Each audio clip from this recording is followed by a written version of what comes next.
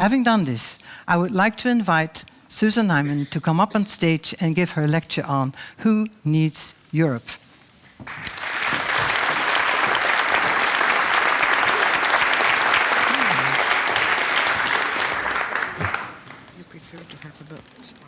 That would be lovely, thank you. Thank you very much, Ineke, for that kind introduction. Thank you for the invitation, although I confess that I was daunted when I realized that you actually wanted me to speak about the future of Europe. This seemed like such a hopeless task, even for someone who normally likes taking on what other people think are lost causes. That friends who I discussed this with simply laughed or felt sorry for me. So let me be clear about the nature of the remarks I'm going to make. I'm not a prophet. I make no claim to prediction. If I had to make predictions about the future of Europe, I'd say the chances of its going the way it should go are rather small. But philosophy is not about prescriptions or even descriptions. I believe it's inevitably normative. That is, not a discussion of the way the world is, but the way it ought to be. So my remarks will run the risk of being dismissed as utopian, for I believe the only way to resolve the crises plaguing Europe is to demand a greater Europe than conventional wisdom holds to be possible. I will argue, however, that it's precisely too much caution, the absence of daring, that has led to the crises we Europeans face. Now, I say we Europeans, but you know I wasn't born here. I think that can be an advantage. I live in Europe by choice, and I can see it with an outsider's eye, drawing on perspectives I've gained from living and working in two very different other countries. So perhaps you'll permit the perspective of an outsider-insider to enlarge your own and inspire you to take some of it on and perhaps to stop taking for granted things that I believe Europeans do take for granted. So what would more Europe be?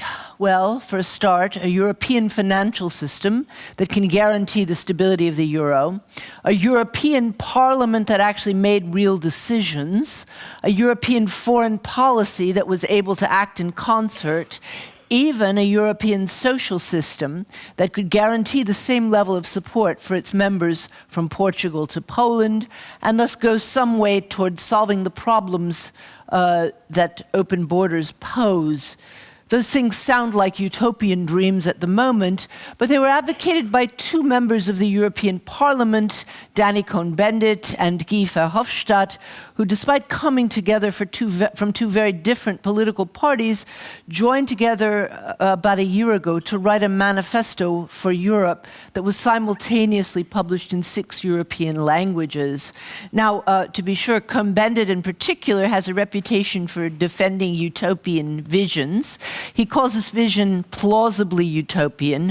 I have called him a grown-up idealist.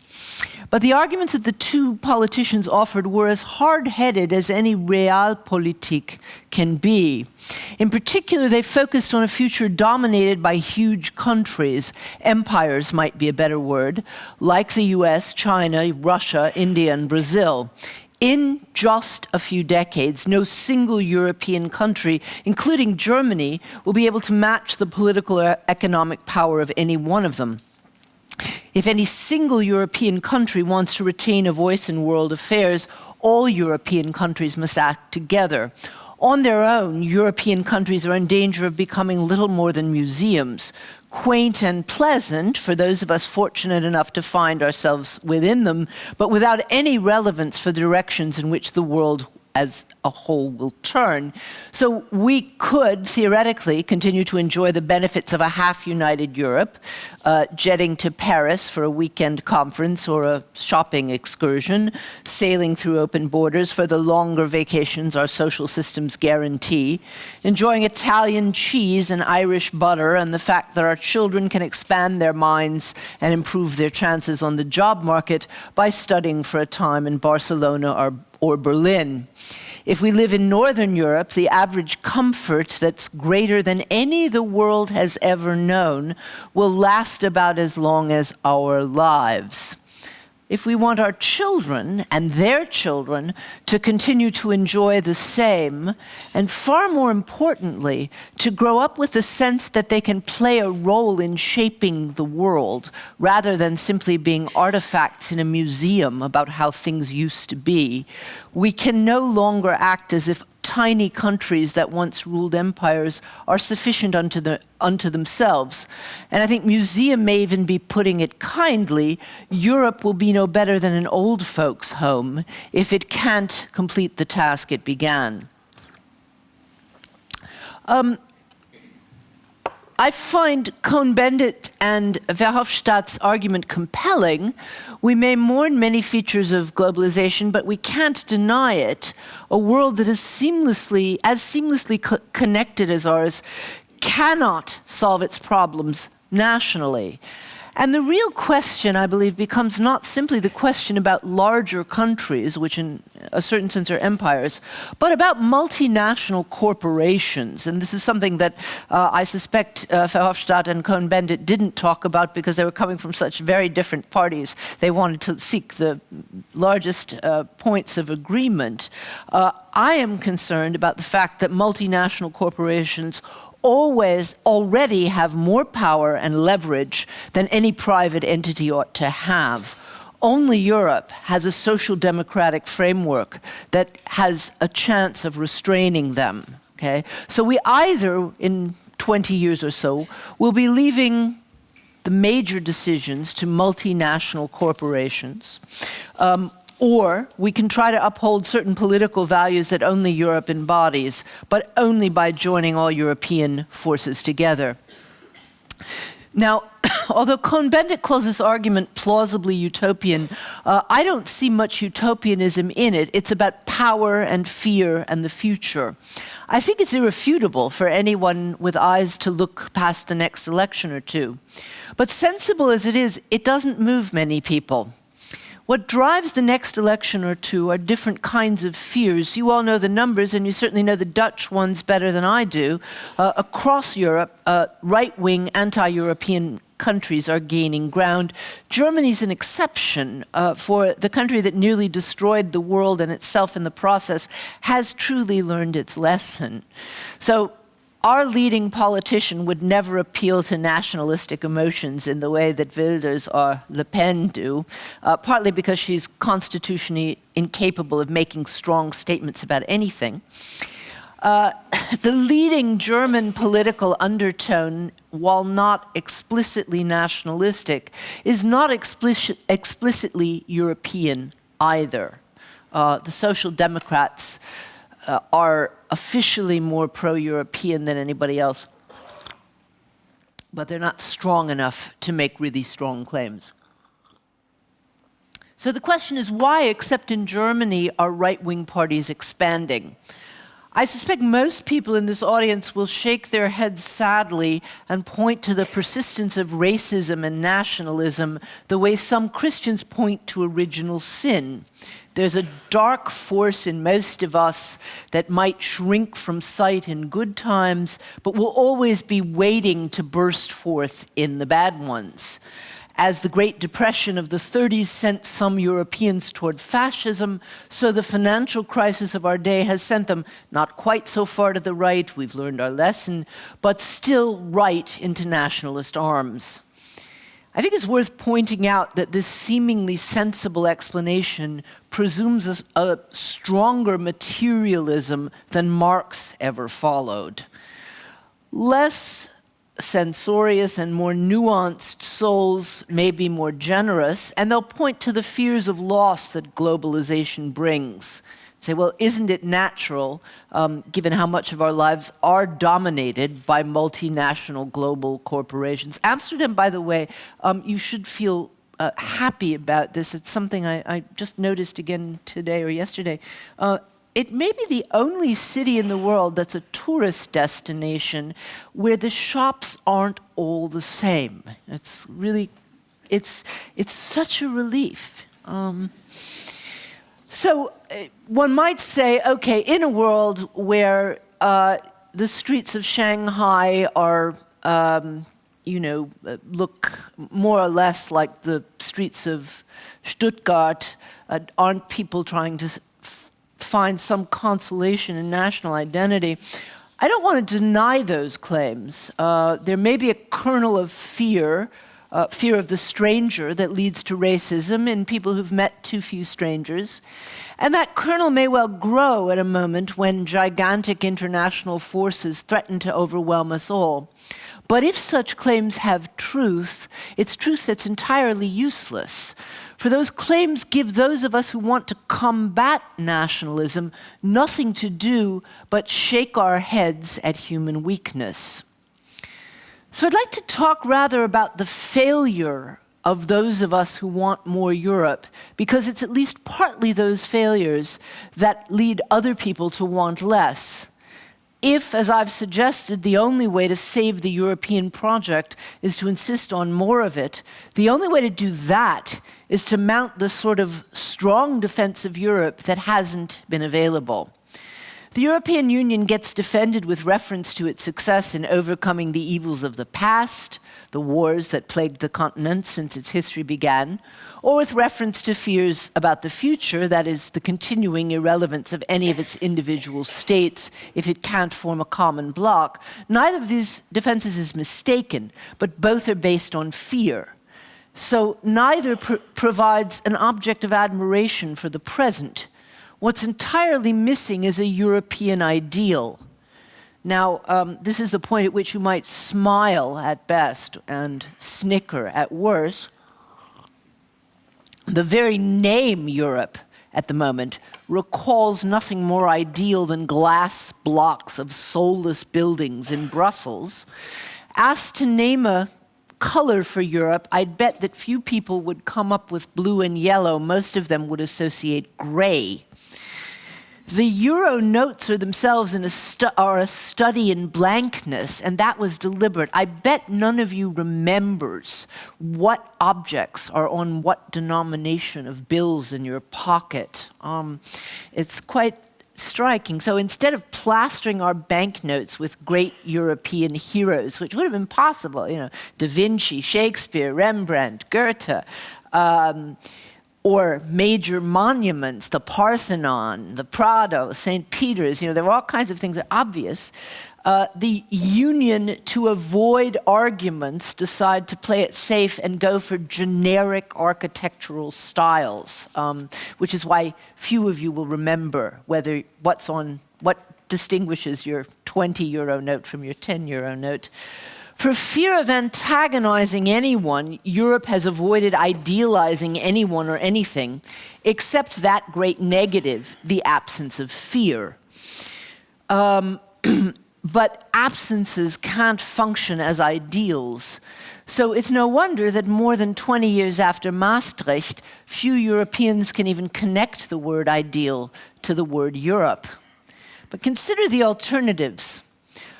Americans may still idealize themselves, but nobody else in the world does. I'm still American enough that it pains me to admit it. Barack Obama represented America's last chance to realize its own ideals, but neither corporate America nor the majority of its citizens wants him to do so. His presidency, unless I'm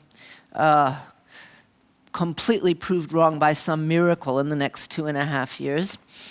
His presidency will reflect some measures of progress, progress in overcoming racism, progress in a micro expansion of its thoroughly inadequate social system. The first might provide some model for the rest of the world, but the latter surely does not. And America today is so dysfunctional that it can hardly provide clear ideals for itself, much less the rest of the world. Rising China doesn't even idealize itself, and it certainly offers no universal models. In the way of old-fashioned great powers, it's content to expand its own sphere of influence, but it doesn't pretend to want to influence anything else in particular. China's interested in expanding the prestige and might of its own ethnic nation without connecting it to any idea at all. This is a very old-fashioned model. neither Russian or Indian or any other contender has a pretense of functioning as a model for the rest of the world. They would simply like to control as much of it as possible. So what's left?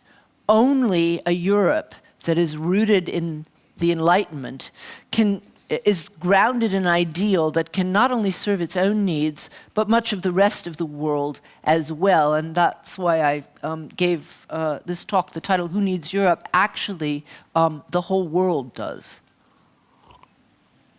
Now, the fact that Wilders and Le Pen have found common cause is not an anomaly. The connections between nationalist groups from Russia to the US are far more extensive and active than connections between anti-nationalist groups in different countries. This will sound paradoxical or at least ironic, right? Because presumably a nationalist group thinks that its tribe is better than any other tribe, so why should it be working together with other tribes? Until we think about what unites them, Wilders and Le Pen and their counterparts in other countries are reactionaries. What are they reacting to? I think, at least in part, they're reacting to what's been called a post-heroic age. The pro-European narrative often looks like this. Let's celebrate the end of the glorification of great men and the wars they led us into, and rejoice in the fact that we can now trade with our neighbors instead of running them down. This is not a narrative that can inspire. I mean, yes, it's better to trade with your neighbors than it is to run them down with tanks. But again, it's not going to inspire anybody even to go to the voting booth, much less to do any more than that. So Wilders and Le Pen may be racists and demagogues, but they win followers who want to glorify something. And there's nothing disreputable about that desire. They're repelled by the idea that the only human bonds are bonds of trade, the only human aspirations a heap of goods. Nationalists may not offer much, but they offer a vision of something beyond the helpless instrumental rationality on which defenders of Europe tend to rest their case.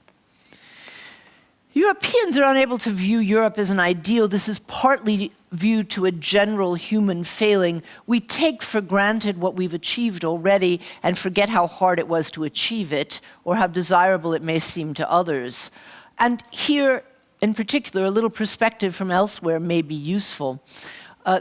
Ukraine and Africa might serve as good cases, but I will speak of the continent I know best. For any US American, Europe has realized the Enlightenment dream. Now, this wasn't always the case. By the mid-18th century, the plans drawn by European philosophers seemed doomed to failure in the countries that spawned them. Europe seemed stuck in networks of hierarchy and bureaucracy, yes, this was said even then, where no fresh idea could flourish. Europe may have discovered the Enlightenment, but only America seemed to be in a position to realize it. Europeans speculated on whether all people were created equal. American thinkers were the first to write it into law. The Bill of Rights, penned in Philadelphia, inspired the Paris Declaration of the Rights of Man. These relations became reversed. I wonder if I could just have a little bit more water. Lovely, thank you.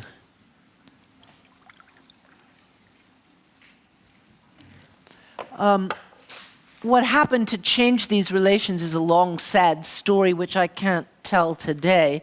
But it is, in fact, the fact that European institutions reflect Enlightenment ambitions much more than their American counterparts. Measured by hard facts, Europeans live in structures that are as Kantian as the world has ever seen. Even the most conservative European governments have no plans, fortunately, to dismantle the framework of social democracy which limits the gap between rich and poor. In Europe, housing, healthcare, education, vacations are seen as rights. In America, they're called benefits. That very difference in terminology reflects an enormous difference and has an enormous impact on how people think about these things.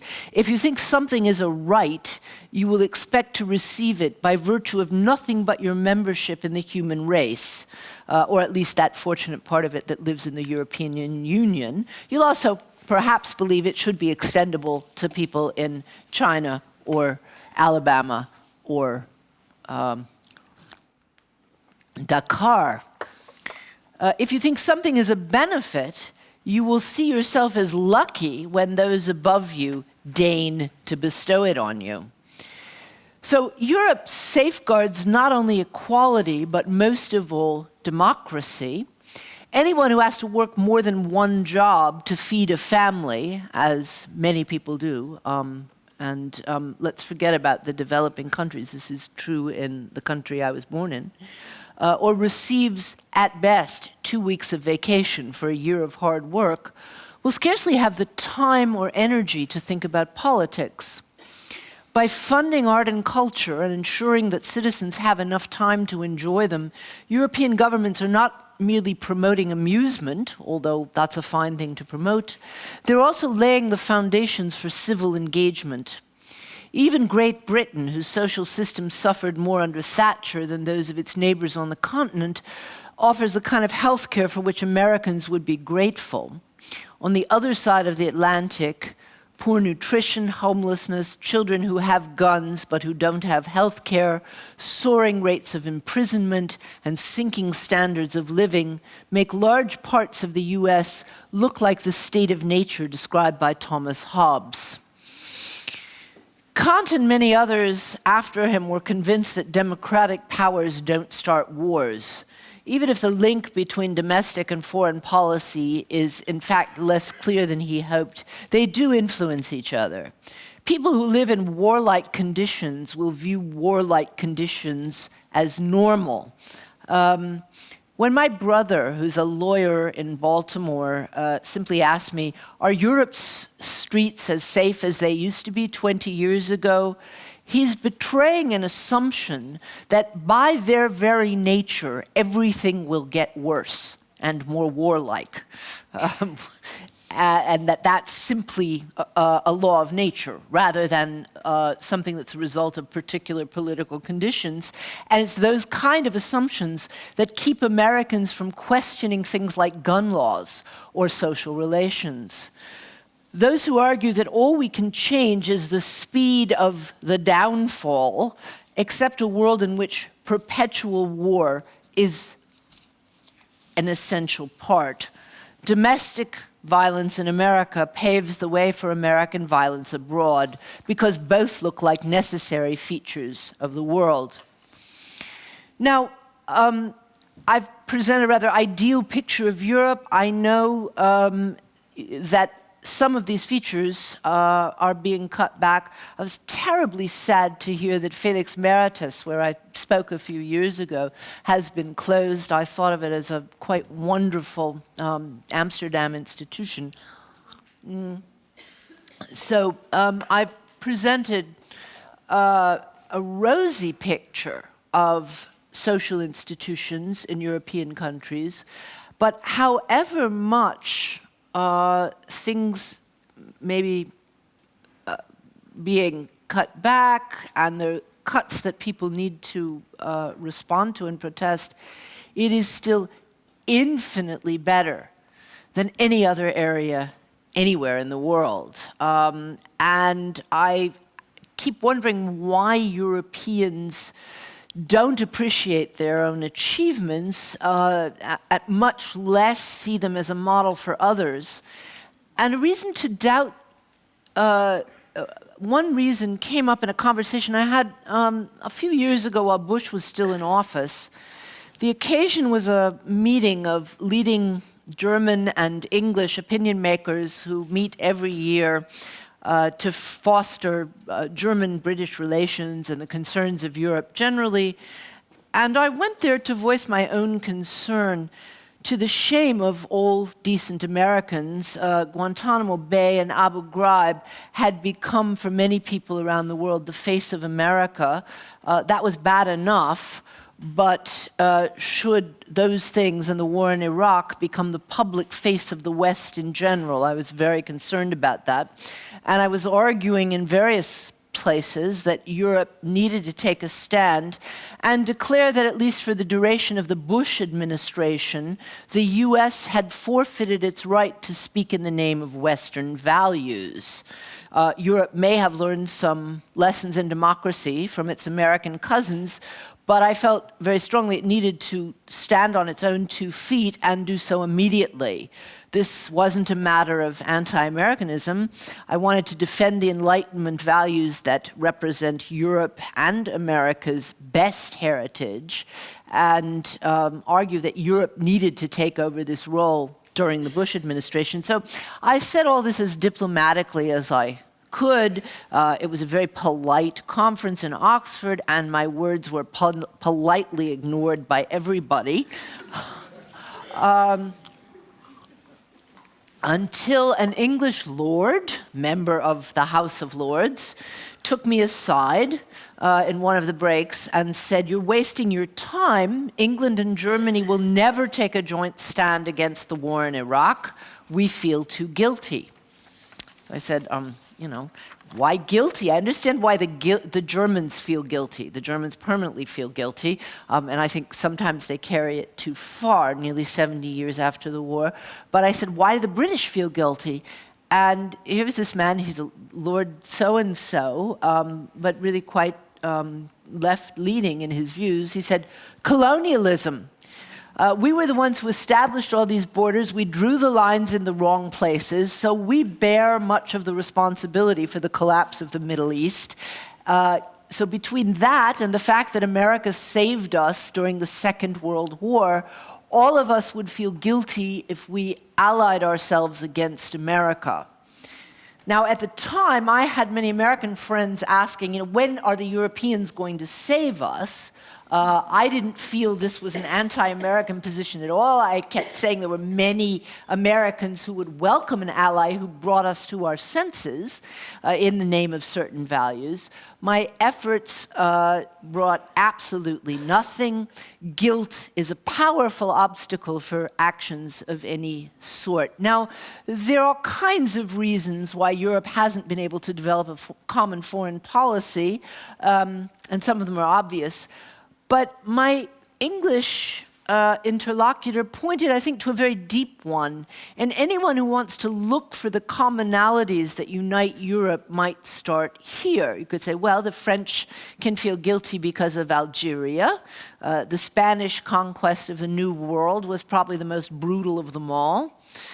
Even the tolerant Dutch carried out crimes in Indonesia, and little Belgium managed to create its own hell in the Congo. The Poles see themselves as the victims of history and therefore don't feel guilty about anything, but with a little effort and time, they could probably also join the club. Now, don't get me wrong. Self-criticism is one of the great virtues of the Enlightenment. And on this score, I think Europe is exemplary. The kind of soul-searching that has taken place on the continent in the last 50 years is one of its most important achievements. But even this self-criticism receives little attention from Europeans, perhaps for understandable reasons. A nation that congratulated itself for its own self-criticism would probably seem intolerably smug.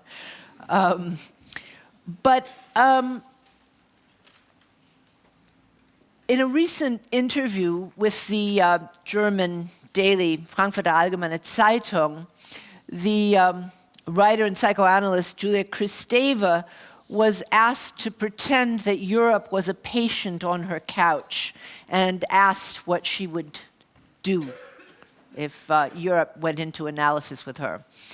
And her answer was Europe needs to look at its darker side, not only the Holocaust, but I'm quoting, the Inquisition, the pogroms, colonialism, machismo, war.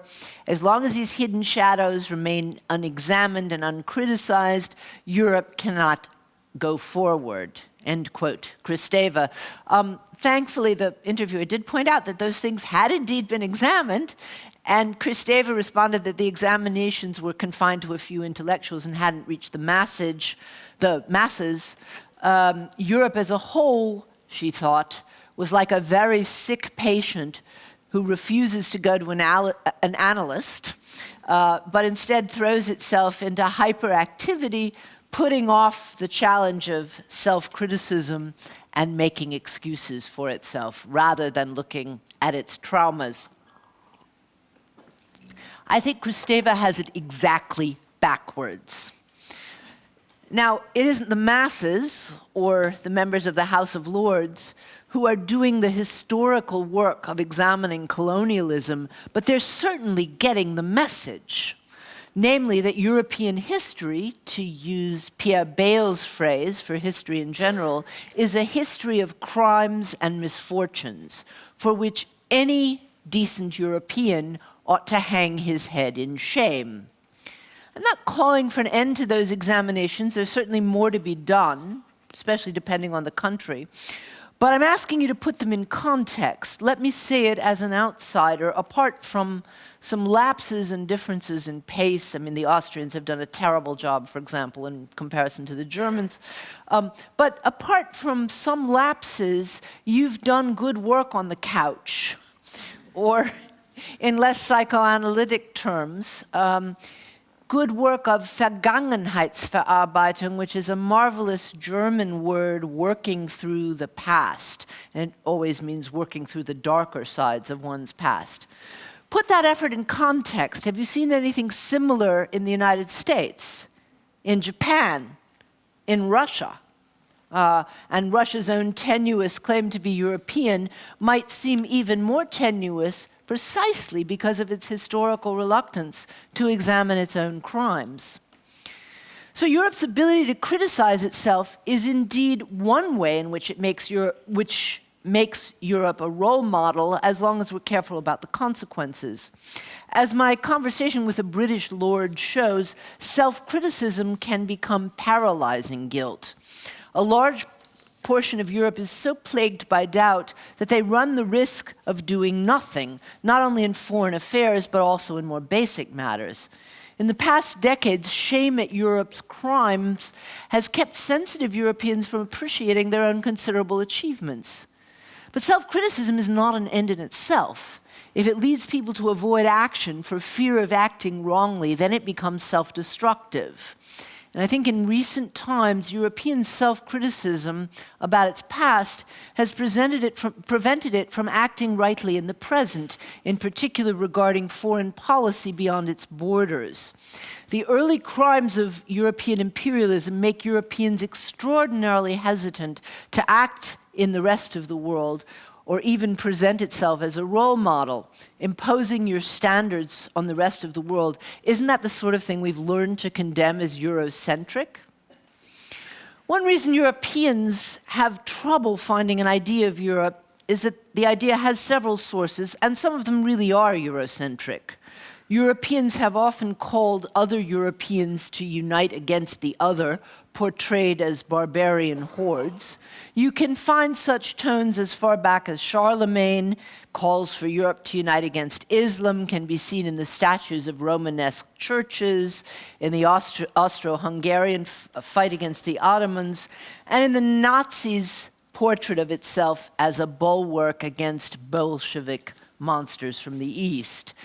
So in this sense, Kristeva is right. There is a Eurocentric idea of Europe that's dark and destructive, and it needs to be examined before it can be properly rejected. But there's at least an equally powerful ideal of Europe that's rooted in the Enlightenment, and it's this ideal that should provide foundations for the future. And mysteriously, to my mind, nowhere in the world is the Enlightenment so little respected as in Europe. So defending the Enlightenment and maintaining a vision of Europe are related. I think the Enlightenment is the best thing Europe ever invented, and though Europeans seem to be the last to realize it, no place in the world has realized Enlightenment ideals as does Europe today. Anyone who defends the Enlightenment today is quickly subject less to a series of arguments than to a lot of contempt based on a series of caricatures that have no basis in history, although writers like John Gray continue to crank out bestsellers repeating them. I want to name the most important criticisms of the Enlightenment. Some of them are old as the Enlightenment itself. Number one, the Enlightenment was a disguised form of imperialism, forcing European ideas on the world in the name of universalism. Number two, the Enlightenment held humankind to be naturally good and infinitely perfectible. Number three, the Enlightenment held every problem to be resolvable by reason and reserved no space for emotion. Number four, the Enlightenment held nothing to be sacred and everything profane. And number five, when it worshipped anything, the Enlightenment worshipped the technology it believed would solve all problems, but instead of bringing the progress it thought was inevitable, it led us straight to Auschwitz. Now, these are claims that are supported by nothing but shreds of historical evidence and always torn from their context. This is not a matter of nuance. The Enlightenment wasn't simply more complicated than the claims I've just listed. It was completely opposed to them. You don't need to be a scholar to call those caricatures into question. All you have to do is read a paperback edition of Candide. The Enlightenment never saw human nature as perfect, nor progress as necessary, neither reason as unlimited, nor science as infallible, and it didn't think technology was the solution for all future problems. So sort of, put this down here. Why people continue to insist on those caricatures is an important question, but it's not one I can go into today. I think a defense of the Enlightenment is the only possible option we have. It's a defense of the modern world, along with the modern world's possibilities for self-criticism and transformation. If you're committed to enlightenment, you're committed to understanding the world in order to improve it. 21st century enlightenment must extend the work of the 18th by examining new dangers to freedom and extending social justice. My book, Moral Clarity, discussed most of the standard criticisms of the Enlightenment in more detail. I want to talk about one that I didn't talk about sufficiently there. Nothing is sillier than the claim that the Enlightenment is Eurocentric. From its very beginnings, the Enlightenment was an international movement. In particular, the idea that thinking well means thinking from different perspectives inspired the Enlightenment very early, and one common device was to imagine Europe from the outsider's point of view. So you have Montesquieu's Persian Letters or Voltaire's L'Ingénue using fictional outsiders to criticize European customs so that their authors could speak powerful criticism while pretending to be merely reporting the strange views of foreigners. So though Europe was the home of the Enlightenment, much of its impulses came from outside Europe entirely. Western travels to China, in particular, brought back information that shook Western civilization to the core. For over 1,000 years, Europe had been governed with the idea that Christianity was necessary for morality. Both church and state taught that without Christian ideas of sin and redemption, heaven and hell, society would collapse into unending chaos and war. So the introduction to a culture that was much older and more developed than its own, which was guided by nothing resembling Christianity, was a threat to European governments and an opportunity for European thinkers. The philosopher Christian Wolff argued that Chinese morals learned Chinese morals were better than European ones, though they were learned from nature rather than religion. This soon got him an order from the Emperor Friedrich Wilhelm I to leave the university and the state of Prussia within 48 hours or be hanged. Wolf left Halle, though the emperor's son, Frederick the Great, called him back when he assumed the throne. But Wolf's views and those of others spread throughout Europe. The picture hanging over Voltaire's desk, you may be surprised to know, was a portrait of Confucius. So, Enlightenment thinkers were already criticizing Europe and Eurocentrism in the 18th century. And I just want to read you a quote of Kant's about the exploitation, European exploitation of other continents. It's quite amazing. It's sort of 18th century language. He writes, "Compare the inhospitable actions of the civilized and especially of the commercial states in our part of the world. The injustice which they show to lands and peoples they visit, which is equivalent to conquering them, is carried by them to terrifying lengths. America, the lands inhabited by the Negro, the Spice Islands, the Cape, were at the time of their discovery considered by these civilized intruders as lands without owners, for they counted the inhabitants to be nothing. They, the Europeans, oppressed the natives, excited widespread wars among the various states, spread famine, rebellion, and the whole litany of evils which afflict mankind. China and Japan, who have had experience with such guests, have wisely refused them entry."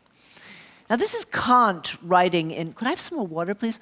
Kant writing in the 18th century, and, I said, well, who needs Christeva? I mean, Christeva may be good for other things, but Christeva is just simply wrong that Europeans didn't recognize colonialism and imperialism. There it is in the 18th century.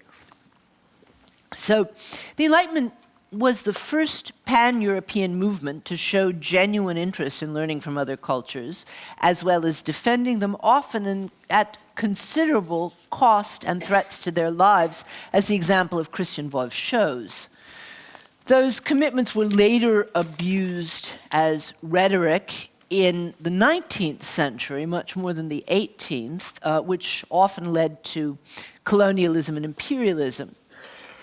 But while few educated people would reject Christianity outright because of the crimes committed in its name during the Crusades or the Inquisition, many people who've heard of what Kipling called the white man's burden are unwilling to look at the Enlightenment itself, which was completely imposed to those 19th century soldiers and sailors who claimed to bring Western values to benighted regions while violating most of those values in practice.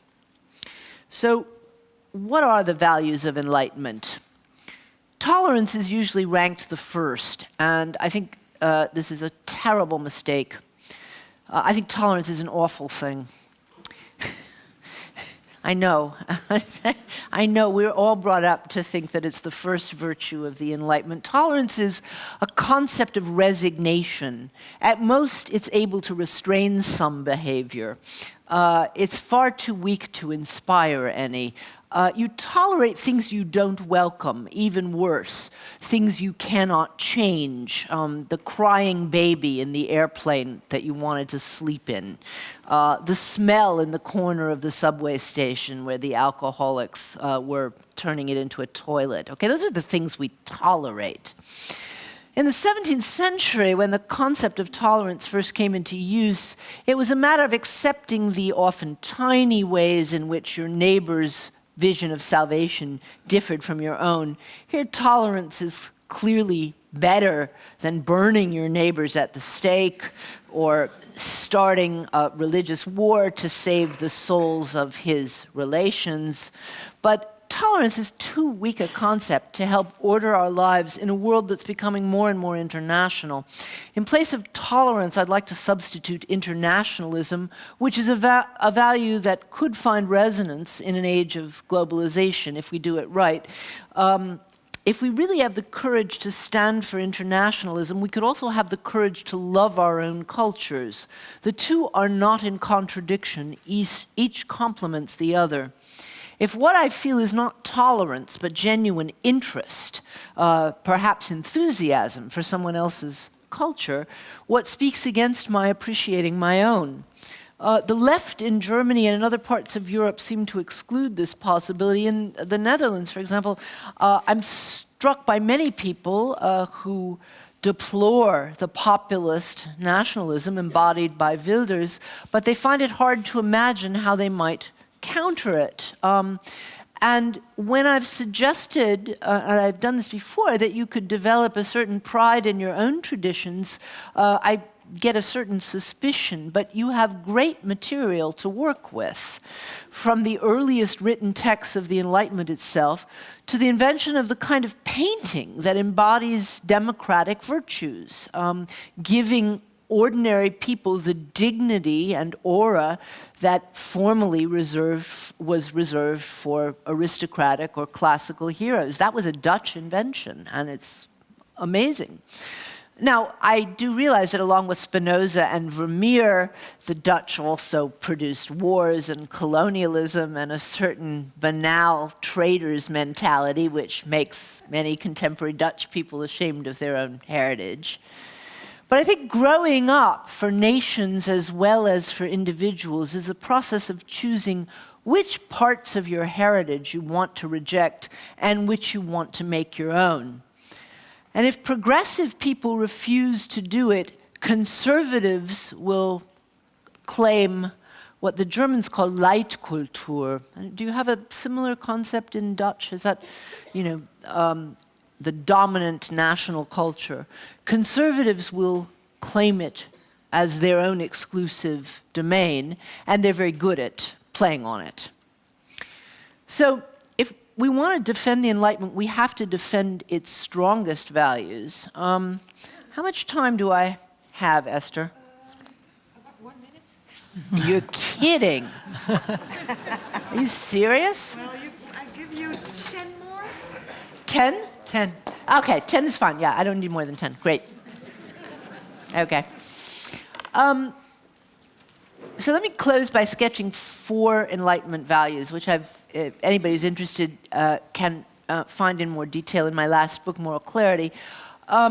Happiness, reason, reverence, and hope. The Enlightenment demands a right to happiness, which only seems banal until you think about where happiness was placed before the Enlightenment, either in a past paradise that we lost when Adam and Eve ate the apple, or in a heaven that we might, with grace, find after death. The world we know was considered a vale of tears. Sickness and poverty were consequences of sin, and thus a matter of God's judgment we shouldn't presume to question. As late as the 19th century, you can find English clerics arguing that you shouldn't attempt to relieve the Irish famine because it's part of the natural order of God. The idea that there's a right to happiness makes demands on the present. Both justice and decency are implied in the demand that everyone has equal rights to happiness. Those who claim to get their happiness from ignoring the claims of others, be it the Marquis de Sade or the chairman of Goldman Sachs, are ruled out. Now, reason is the second value. It was also an active idea. Enlightenment thinkers decisively rejected the rationalist idea of reason as instrumental and mechanical, not only because it was unable to explain the world, but because it cannot foster freedom. The task of reason is not to oppose nature, as the Romantics complained, but to oppose authority, which defends its power by restricting the right to think to a small group of elites. Earlier, this would have been the clergy. Today, we might think about the economists. Even more importantly, where reason was opposed to nature, it was in the interest of questioning conventions that traditions insisted were natural. Think about some of the things which were held to be natural at the start of the 18th century. Poverty, slavery, the subjection of women, feudal hierarchies, and most forms of illness. What is natural is contested. As the Enlightenment realized, you cannot abolish slavery, overthrow existing hierarchies, or cure illness unless you can show they're not necessarily part of the way the world is. So Enlightenment thinkers were all aware that reason has limits. They simply weren't prepared to let the state be the one to draw them. Instead, they encouraged us to think for ourselves, and that's something that any peasant can do and any professor can fail. Reason, therefore, is neither limited to technology nor opposed to the passions. In fact, the person who embodies the Enlightenment concept of reason is not your rule-obsessed technocrat, but Mozart's Figaro, who uses his own reason against the aristocracy precisely to realize his own passion. Now, why do I insist on reverence as another value at a time when so many educated people turn away from religion? The idea that modern Western societies are denying something does not only, something that we ought to acknowledge, doesn't only affect conservatives. Below the surface, I think it also affects many people who ally themselves with the Green Party. The value of the Enlightenment is more than practical value. And people who only offer instrumental arguments overlook the deeper reasons why we need to preserve the earth. However I understand the creation of the world, there's one thing that's absolutely certain: it wasn't me who did it. That is, whatever else the idea of God may be, it's the idea that human beings have limits. Reverence has more than one opposite: contempt, indifference, and especially envy, which I think is the worst of the 7 deadly sins. Reverence includes admiration, but also gratitude for creation itself and for the fact that we're alive to experience it. We can have reverence for God or nature, but also for ideals of justice, beauty, or truth, everything that exceeds what we can ultimately reach. Reverence is a value that keeps us in balance. The 5th basic value of the Enlightenment is hope, which should never be confused with optimism. Optimism is the false perception of the facts. Hope aims to change them. Despite the best attempts of evolutionary biologists and others, nobody has been able to determine our original state in nature, hence to say which of our basic capacities is more fundamental. In recent years, primatologists, child psychologists, neuroscientists have shown that our ability to feel compassion, the basic raw material for acting morally, is something inborn. We were talking last night, you even see it in elephants, for heaven's sakes. So we have results from all the sciences showing that we have innate abilities to be moral. Any newspaper can tell you about our abilities to act brutally. So the most interesting of the unanswerable questions coming out of the Enlightenment, I find, is this one. If we know we have the ability to do good as well as evil, why are we so fascinated by evil? I'll tell you something, just in my own experience, it's quite extraordinary. It sells books.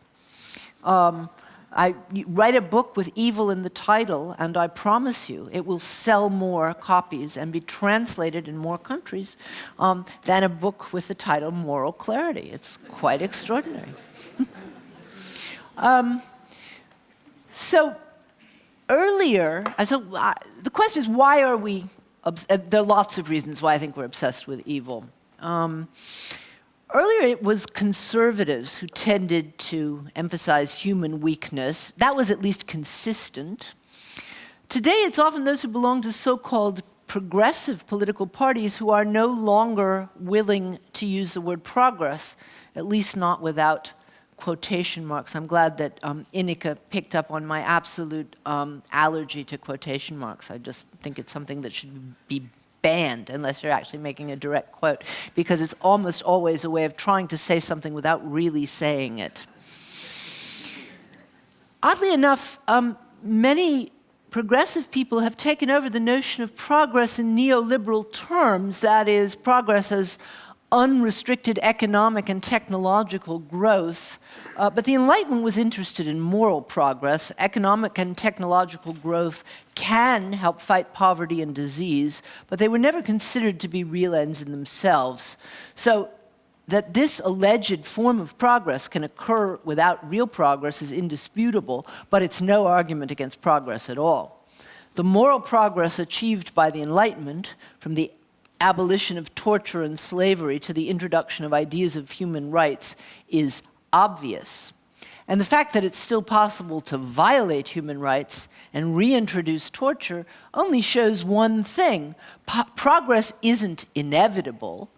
It lies in our hands. Okay? So the question is why we resist this rather obvious truth. Hobbes' view of humanity, life as in the state of nature as an endless war of all against all, is in keeping with a long, dreary tradition. Astonishingly, to my mind, many of today's staunch atheists maintain the worst tenet of Christianity, the doctrine of original sin. The doctrine of original sin may put the blame for evil on us, but it also gives us a reason for all the evil we encounter. This at least gives us meaning, which can often feel more bearable than the idea that the universe makes no sense. So our tendency to assume the worst about human nature isn't rooted in science, it's rooted in faith. Now, original sin gives us no options for action, except at all. The only thing we can do is despair or wait for grace. If we want to act, we have to believe that progress is possible. This is not wishful thinking. It's a condition of the possibility of morality itself. Kant called it rational faith. But even Kant knew that simple belief in the possibility of progress is not always enough to sustain us. At some point, we need a sign that shows us that progress not only can occur, but also that it actually does. And the sign Kant offered was so minimal that it should forever give the lie to the myth that the Enlightenment was overly optimistic. He wouldn't point to the French Revolution, but the fact that distant observers across the world looked to the revolution with a feeling of hope was a sign of progress itself. That's not very much to go on, but Kant described himself as a melancholic.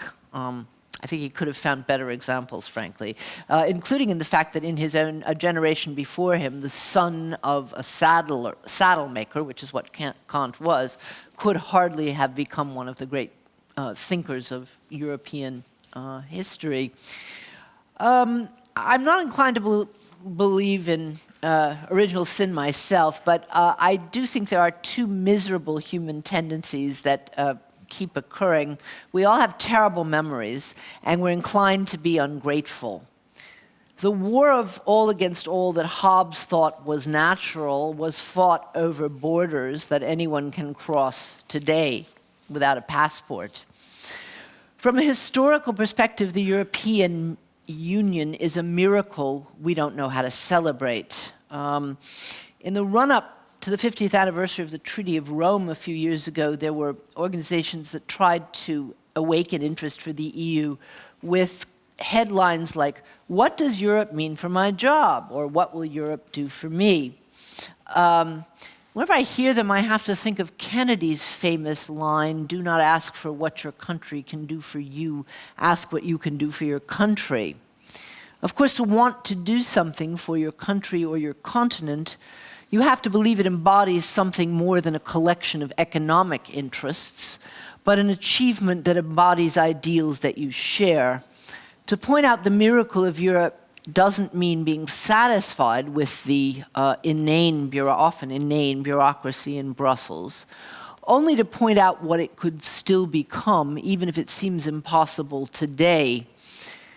So it may be historical irony, Kant's vision of hope for the possibility of realization of the Enlightenment resonates outside of Europe, but hardly a self-respecting writer in Europe would dare to apply it to Europe today. Europeans are more likely to express doubt about whether Europe even exists, except as an undetermined geographic unit and a collection of economic treaties. Ask an African, an Asian, or an American whether Europe exists, and they will burst out laughing. Of course they can point out regional differences. You can also ask, what do Louisiana and New York have in common, with the possible exception of language? In terms of history, geography, climate, and culture, Kansas and Hawaii could not be further apart. But when we think of the differences, it's to praise America's diversity, not to ask whether the Union should be dissolved. Now, I know very well that Europe is not America, or Canada, or India, or Turkey, all of which are multi-ethnic nations that have found some more, some less successful ways to live with their own diversity. But while Europe hotly debates whether it can or even does exist as a whole, the rest of the world is looking for ideals that Europe could offer were it freed from its inaction and self-doubt. Thank you.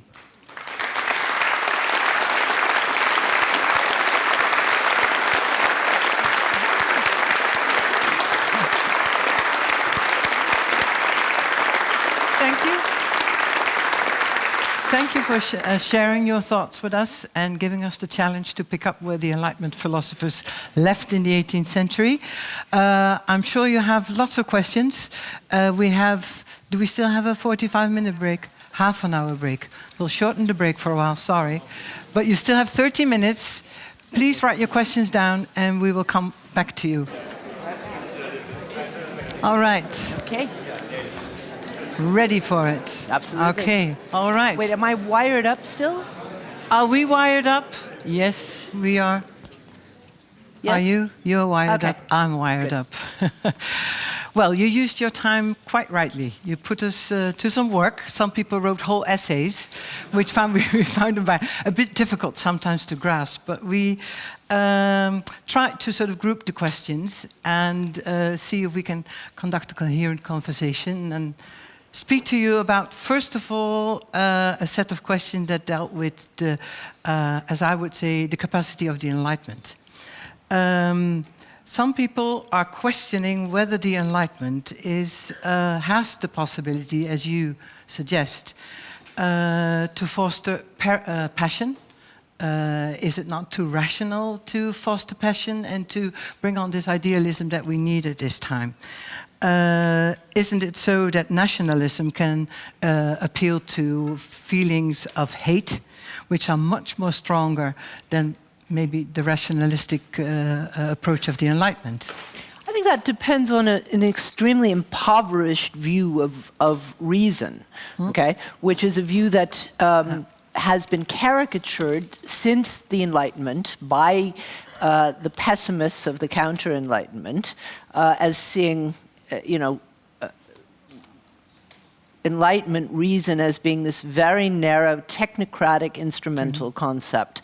And which is why I said it much too quickly in my book on moral clarity. I've tried to talk in more detail about what a genuine notion of reason would be. But I said, really, the picture of Enlightenment reason is Figaro, okay? It's not a bureaucrat, it's Figaro. I'm assuming everybody knows the marriage of Figaro. Yes. That is reason was never considered counter to passion. Okay? The Enlightenment was as interested in passion as it was in reason. The two are not mutually exclusive. Enlightenment notion of reason is a notion of freedom. It's not a notion of reckoning.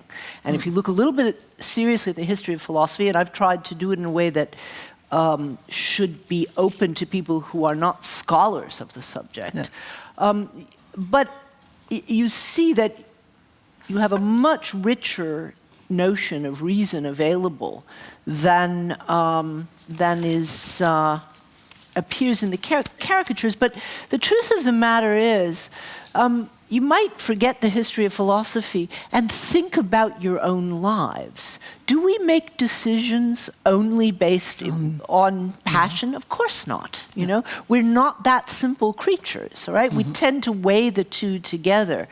The idea that we're more inspired by hate than anything else.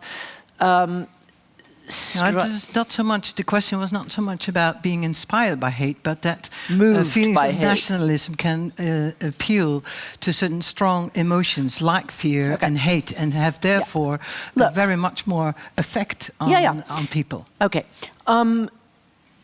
There's an easy way to inspire people, given the framework that we live in, and there are more complicated ways to inspire people. Fundamentalism, for example, in any of the three major religions, it doesn't. In Islamic fundamentalism is the one that seems most threatening and the one that is as much in the news. But you have fundamentalist Christianity, and you have in the state of Israel fundamentalists who are, threatening the possibility of any sort of just peace. So, and actually, there's a Hindu fundamentalist movement as well. So, we have them in the humanist movement as well. The fundamentalists, definitely. Okay, they're in every movement. So, you can look at the problem of fundamentalism as a response to the fact that people want easy solutions for meaning in their lives. They want to be told what to do, and that's the sort of thing that most people will go for. You can say that, okay? And it's certainly much easier if you are appalled by a lack of meaning and commitment and value in contemporary Western secular culture, which equates success with how many toys you're able to buy before you die. You can, if you want to reject that, if you find that that's an inadequate vision of human life, you have a couple of options, and perhaps the easiest option is to go to a fundamentalist kind of a view that gives you a sense of, well, your life has meaning in terms of a set of rules that this religion sets out for you, and that's a way of opposing things that bother you about contemporary Western secular society. Perhaps it is easier, okay? Or nationalism. I'm not suggesting that the path that I would like to promote is as easy. Okay? But it's possible. But how would, because you mentioned the word fundamentalist, and of course the few questions are about how Europe should react towards a growing fundamentalism from the Islam. Now, what you were just saying about opposing to certain visions on Western standards, how could that be a solution for Europe to deal with fundamentalism from a religious, in this case, the Islam? Okay. So somebody who is, I don't want to give an absolute cutoff date, but I don't think there's much of a chance of converting or convincing people after a certain age who have invested, I said somebody's smiling, a certain age, I'm leaving intentionally blank here. If you've invested a huge portion of your life in a particular worldview, the odds of giving it up for something that's more complicated are rather small. But you can appeal to those people's children, all right, who are desperate, I believe, for a vision of meaning in their lives that goes beyond Facebook and Apple and the sort of goods that are offered as the meaning of life. And it's a long-term process. We talked a little bit about education. But you see, if one could, let's just take the social system that European countries have, some more, some less, but it's a really unique achievement of Europe. There are two ways to describe it. You know, as I mentioned in my talk, the idea that certain things are rights and not benefits, okay? Certain labor conditions, certain health care, social security, unemployment, all of those. Education, yes. Yeah, education, all those things. You can describe that to young people as, look at all this nice stuff you have. You don't want to lose it, do you? And of course, particularly in Europe, where people take that for granted, they don't look at it as a matter of an ideal. They look at it as of an ideal of social justice that is unparalleled anywhere in the world. And therefore something worth fighting for, not simply to preserve it for their own self-interest, but as a model that the whole world should aspire to and that Europe can play a role in offering. It's a complicated ideal, okay? It's more complicated than saying, you know, gee, my meaning is that I was born French and I'm, you know, a child of la grande nation, and that's an easier ideal perhaps to aspire to.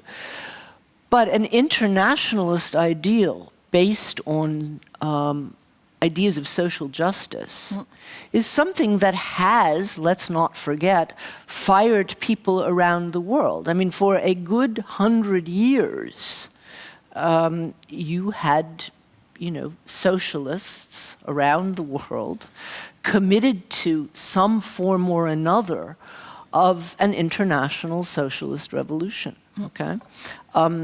We know what some of the problems in the realization were. We have forgotten about the past, and we're almost, to a certain extent, because we know about some of the abuses of real existing socialism, we're embarrassed to remember the passion and the action that those ideals inspired. I'm suggesting that we need to return to them, because you have there a perfect example of people who were, in fact, moved by something quite different than hate and nationalism and fundamentalism. Yes. Do you think, because I'm trying to link this to actual social problems, like for instance in Paris, in the banlieues, because you say if leaders of European countries or people involved in education, if they really go for this ideal and express it, that will sort of appeal to other people regardless of what their fundamentalism is about. I'm just trying to link this. You know, well, again, I mean, I'm all for the ideals, but yeah. I'm just trying to say where are the limits and how does it work? I think if you had a concerted effort, which would have to involve not simply education, but a lot of interested media, you could inspire and convert, perhaps not people over, I don't know, you know, a certain age. You could certainly inspire young people. Let me give you an example of how in the country that I live in, people try to deal with the resurgence of neo-Nazism or racism.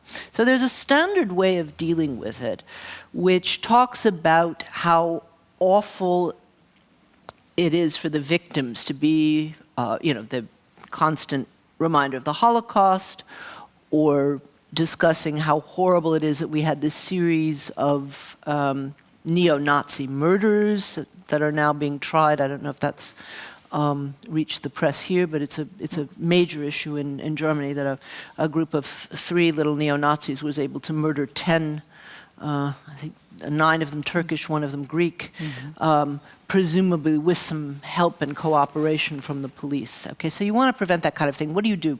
You can talk about the tragedy of these Turkish families whose lives were ruined by suddenly being murdered for no reason at all but their ethnic background, it's not going to be very effective, okay? What you can do, and I've said, you know, if I had time, I'd love to write a film script or a television series in which you had, for example, a young, you know, a 17-year-old who had to show courage against his neo-Nazi classmates, and in particular against a teacher who was a neo-Nazi sympathizer, right? That is, you get people at an age where resistance to established authority is, you know, attractive and charismatic and a virtue, right?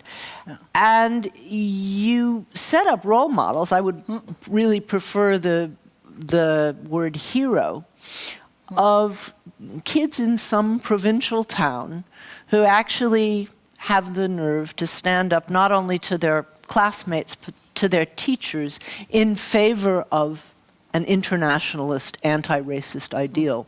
I'm suggesting that if you did lots of work like that, and you know, it has to be good art. No, we're living in a great age of television. I never in my life thought I would say that. I don't know how many of the, and they're mostly American shows. I don't know how many of them get over here.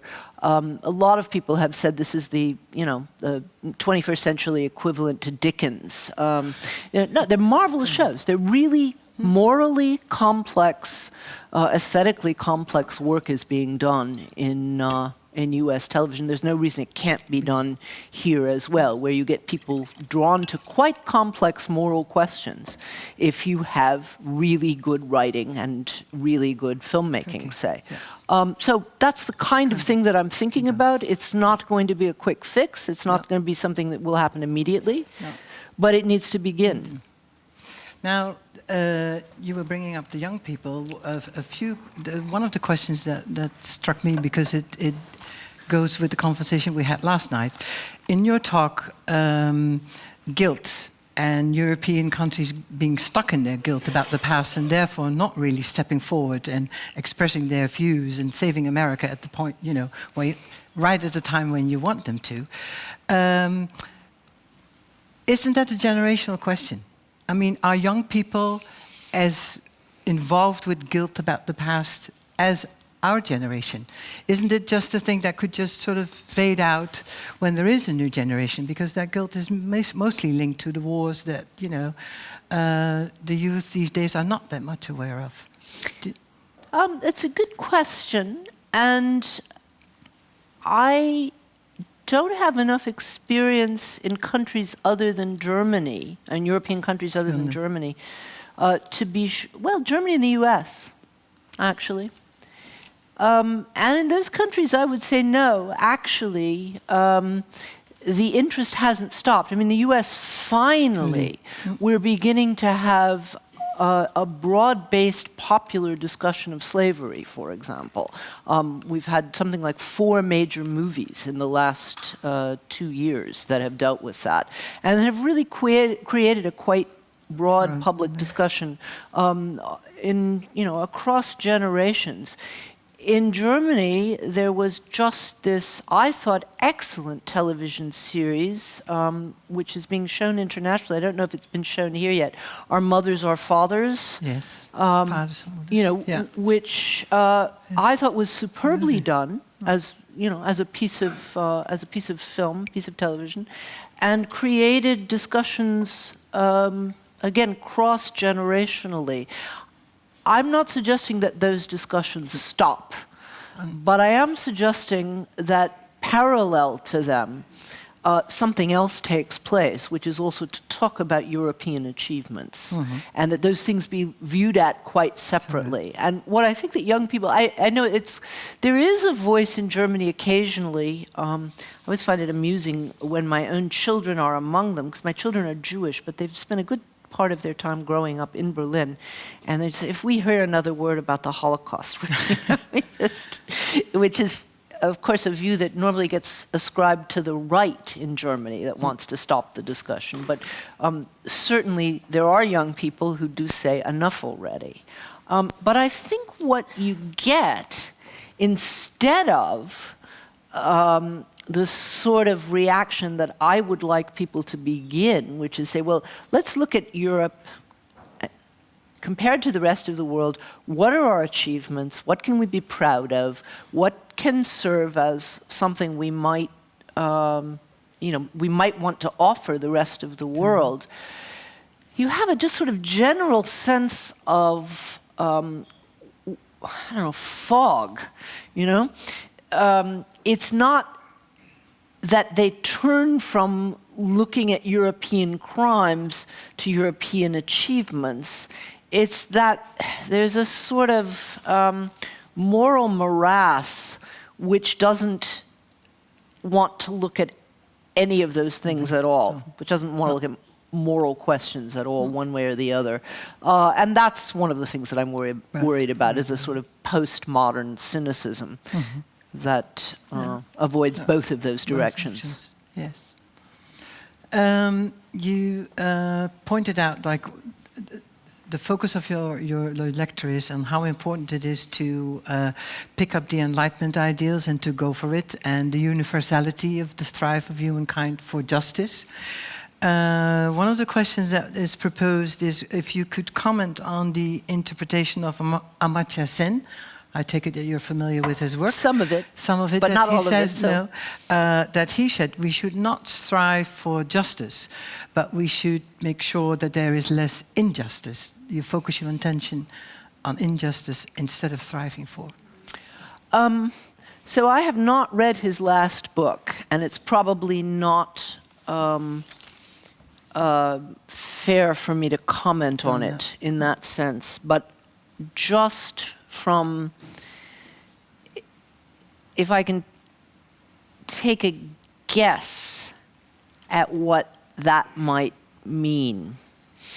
I think it may be short-sighted, and I think it may be a reaction to certain kinds of trends. I think you probably need both.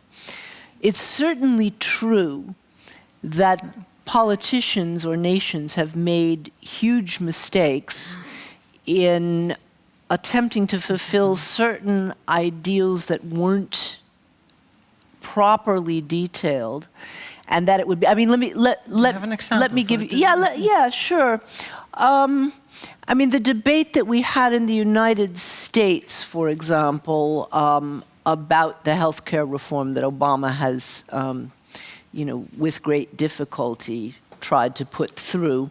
Lots of people I know on the left were furious at the package that he proposed, which was so much less just than anything that any European country would accept, okay? It's, none of you would all be up in arms, even under a conservative government, if somebody proposed the kind of reform that Obama got through. And my feeling against my friends in many cases who are saying this is awful and he's compromising and so on, to say, look, you have 40 million people, many of whom die without access to health care. It is better to get them something than to hold out for an idea of an absolutely just health care situation. So I certainly think there are lots of political cases in which, saving lives or alleviating certain injustices, if it's possible to do so, is better than insisting on an ideal that you have no chance of getting realized. But I think it's important to keep the ideal in mind. That's sometimes difficult in the Netherlands. We have a strong culture, as you know, about negotiating, and sometimes, the ideal gets lost in the arguments, as we call in ons poldermodel. We forget what it is all about, and we just end up in the middle, in the gray, sometimes the gray money billiards you were speaking about that we have in Europe. You also mentioned in your talk the skepticists on the Enlightenment. What's the English word? the caricature, Caricatures, yeah. the caricatures of the Enlightenment. And you mentioned John Gray.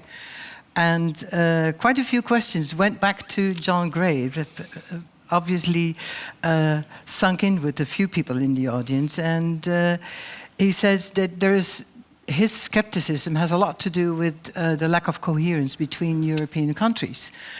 The differences. Is it possible to come through get a stronger or more Europe when there are so many differences between the countries itself? I'm not sure. This is several questions. It is several questions. I'm trying to comprise these. People sometimes have 4 questions. Yeah. And then which one should I answer first? What do I think of John Gray? What do I think of... what is your opinion on the skeptic as John Gray? Who makes a caricature of the Enlightenment? I think he could read more, actually. I'm really surprised that he manages to sell so many books that repeat cliches about the Enlightenment that weren't true 200 years. I mean, they were being repeated 200 years ago. But I guess people don't read that. Look, I think Gray is a classic curmudgeon. I don't know if that's a word. A classic curmudgeon. Curmudgeon. I have no idea what it means. Sorry. Does anybody know what curmudgeon means? Terry, let me put it differently. Terry Eagleton had a marvelous phrase in a review of one of Gray's books. He called him a poster boy for misanthropy. Misanthrope. Yeah. That we know. And misanthrope, that's a familiar word. He was, and this is not something I think that he's been talking about most recently. He was somebody who, in the end of the 90s, was a classic conservative who was praising Maggie Thatcher in England and propounding an old-fashioned conservative view of the world based on an idea of original sin. That human nature is determinable and, more or less as bad as it can be. The interesting thing about these kinds of debates is that they really go back to the 18th and in some cases the 17th century. And I think they were better... They were more interesting then. They were more thoughtful. And they basically go back to a disagreement between Rousseau and Hobbes. So if you like, I'm placing the kind of view that Gray is propounding in the Hobbesian camp. And I'm a great defender of Rousseau. Not because, as Rousseau is often caricatured, he believed that human beings were noble and good and wonderful. He didn't, okay? Rousseau's point is, first of all, we have no access to what human nature was before history, because any time in which we were able to observe it, it was already developed. So we are not... Claude Lévi-Strauss, the anthropologist, actually went to the Amazon to try and see if he could confirm or refute Rousseau's views about the first original developments. But it's absolutely impossible, and the evolutionary biologists can't do it either. We have no access to original human nature, okay? People have been trying to figure it out for several hundred years now. It isn't going to happen. So the question is, which view of human nature will serve which purposes, okay? And I'm not proposing, nor was Rousseau, a view of human nature which said we're all absolutely wonderful and, full of, what shall I say? Joy and unlimited love towards all our fellow creatures. We know that's not the case, okay? But we also know that we're just as capable of decency as we are of indecency. So the question becomes not what's the truth about the essence of human nature, because we don't have access to that. What views will serve what ends? If you want to serve a conservative end, a Hobbesian view that says we're all going to kill each other unless we live under absolute authority, or we need Maggie Thatcher to arrange our finances, as Gray used to very loudly propound. If you want that sort of a view, then it makes sense for you to propose a view of human nature in which you have, unless you have a very strong authority, you have people murdering each other right and left. If you want to act, however, towards a better society, then you take a view of human nature which says not that decency is necessary, but decency is possible. And I think, my biggest problem with Gray is that he ignores the fact that there were several centuries of really quite interesting and intelligent debate on this score, acts as if it were possible to make certain statements about the essence of human nature, which are just, those aren't matters of science, they're matters of faith. Yeah, and exactly. Political commitment. Political commitment, yes. Now, if we do, take the point of view that it is important to, in order to come to a Europe, not less Europe, but to get to a more Europe and to find the power back as to show it as a model that could, as a way of dealing with things that could be a model to the rest of the world, things need to change in that sense. People say, how can we regain trust in the leaders who we see in Europe, and how can we develop these ideals and to come out of this self-doubt and really, where do we start? How do we get out of this? And how do we get to the point where we say, well, this is where we're going? Because the people who are in Europe now at the moment, we don't know them. They're very anonymous. The people who are in Brussels, and we know Ashton by name, but look, it's certainly true that individual European countries have not sent their best leaders to Brussels or to Europe. And again, I don't know enough about how it works in other countries. I know that in Germany, often people are appointed to get them out of the way. I mean, either to get them out of the way in national politics, or to make sure that there's such mediocrities that, Europe won't actually do anything that might threaten national sovereignty, okay? So it's a real problem. There's no question about it. There's if you look at who in the EU actually, yes. Well, who's going to be our messenger? Or what type of person? If it were up, Danny Cohn-Bendit. See, if I could, I would vote for Danny Cohn-Bendit as president of the EU. The plausible utopian. He's retiring, okay, but and he wouldn't have, he probably would be too daring a choice to get the vote, but he's actually somebody who is, from the question of his own biography, really European, and there are not so many people like that. But that is the kind of person.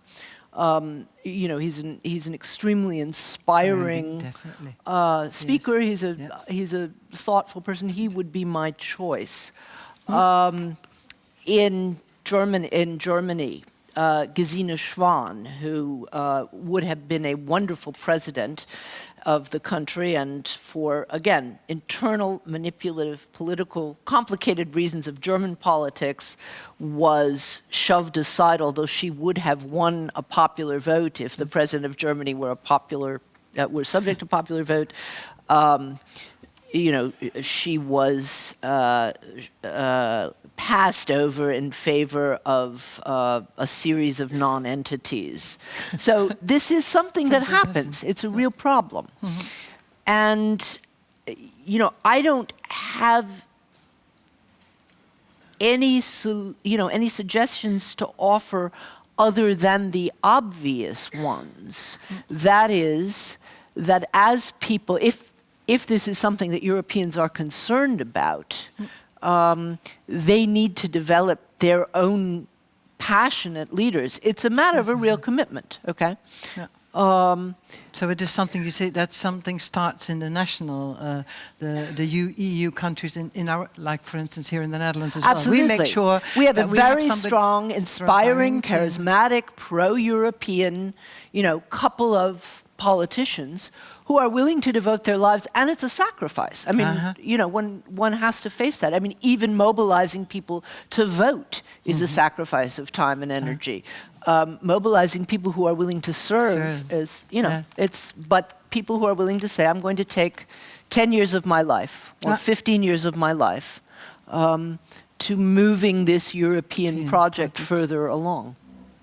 I'm trying to think of somebody in the Netherlands who could, I don't know. It's a blank mind, There isn't anybody who shows up and says, well, that's the one who's going to do it. I don't know, you could do it. I could see But I'm from the humanists. I'm not from a political party. So that's a difference.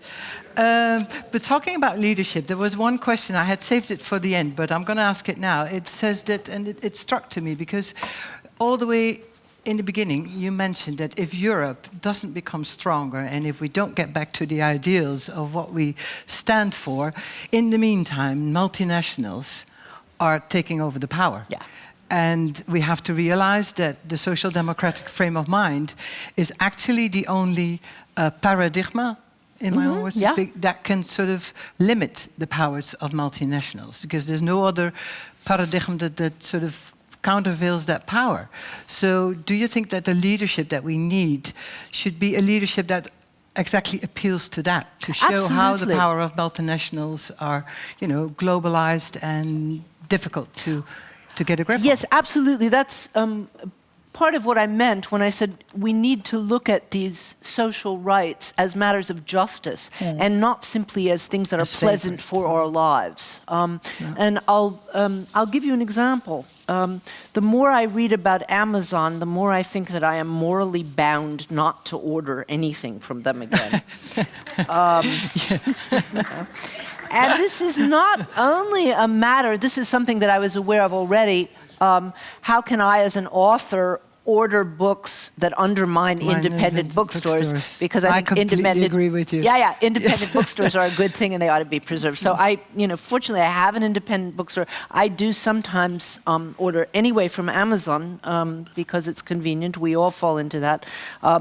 But I just read 2 long articles which have persuaded me to break my Amazon habit, because it's not simply the putting out of business of independent bookstores. They have some of the most horrible labor practices in the world. And they've done things, this came to light recently, what they were doing in a plant in the US in Pennsylvania that had ambulances stationed outside the plant in the summer, because during heat waves, Amazon was too cheap to put in an air condition. Workers were fainting. It was cheaper to send them to the hospital in an ambulance than to air condition the plant, okay? And you also have, in Russian it's called stakanovet, these practices of speeding up the production process to the point where it's almost impossible for people to fulfill it, and they're turned into sort of machines. So you had that in the German plant. Germany has strong labor laws, okay? So that were able to curb this kind of abuse in Amazon's considerable warehouses in Germany in ways that it couldn't do in the US, of course. You have another, this is a case that kills me. It could make you weep. Obama pushes through this healthcare reform against incredible, unbelievable resistance. At a certain point, I had European friends saying, I don't get it. He wants to give them health care and they're rioting and want to kill him. What is this? I finally, was reduced to saying, no, they're just irrational. The Americans really are irrational, or half of them are really completely irrational. So the law finally goes into effect January 1st, 2014, and the law requires that employers give, again, a limited health care service to employees who work more than 30 hours a week at a company. What is happening across the United States? People are being pushed back to 29 hours. So that, not only are they not getting health care, their salaries are getting reduced because their number of hours are being reduced. You can't do that in Europe, okay? You just can't. You have an entire social...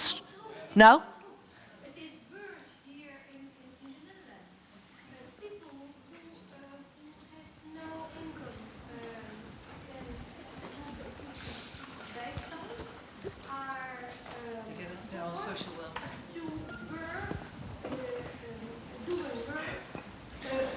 Former workers are paid for. They are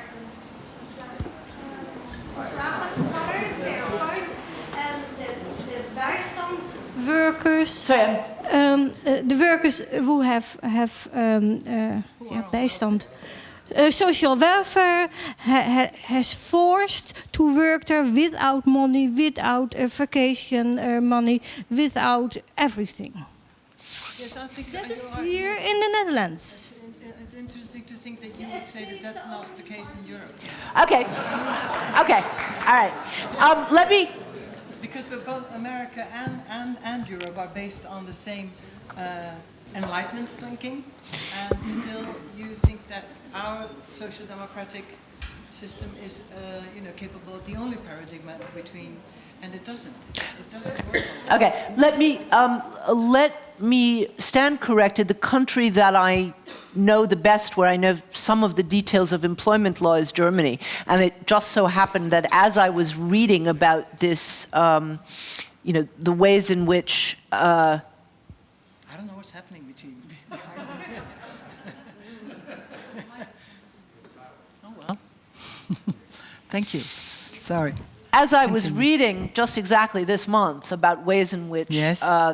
Industry is trying to undermine Obama's healthcare reform in this way, the company that my son works for in Berlin was getting sued because they were trying to do the same thing, and it was against labor law, and the German law stopped them from doing it. So I am sure that in the past 25 years, and let's not forget, post-1989, there was a system that, for all of its abuses and all of its problems, presented, a socialist alternative, not just a social democratic alternative. And it's since that system ended that social democracy in Europe has been increasingly eroded, all right? So I do realize that some of the achievements of European social democracy have been eroded, and at different rates in different countries. I mean, England is a very sad story right now, okay? One country I know about. Nevertheless, it is still the case that compared to the United States, compared to India, compared to China, there is a framework that's in place here that needs to be appreciated in order to be fought for, both so that it doesn't become further eroded in European countries, but also so that it can serve as a model for others. As far as the US being based on the Enlightenment, I mean, that's the sad thing. It used to seem that way. It used to seem that way to Europeans.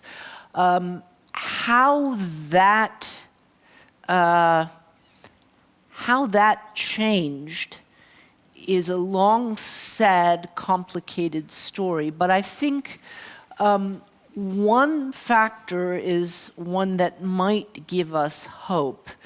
The United States has taken a dramatic right turn since I was growing up.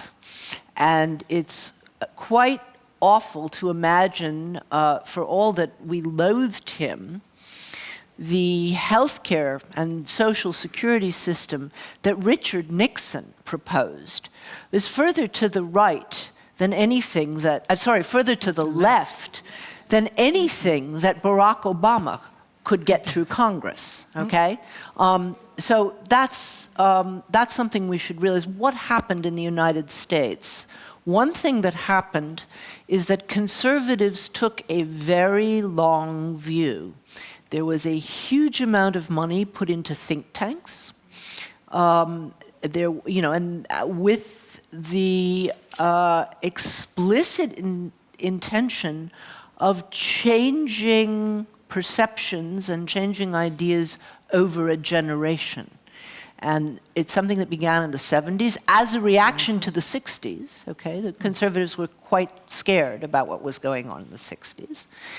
And you had a series of think tanks which have succeeded in pushing public opinion so far to the right that, as I said, if we actually looked at the policies of Richard Nixon, they're much closer to a European position, unfortunately, than Barack Obama's, who as a man, were he acting on his own, is of course closer to all of our hearts. What is the hope that we should get for that? Oh, the hope is that ideas matter.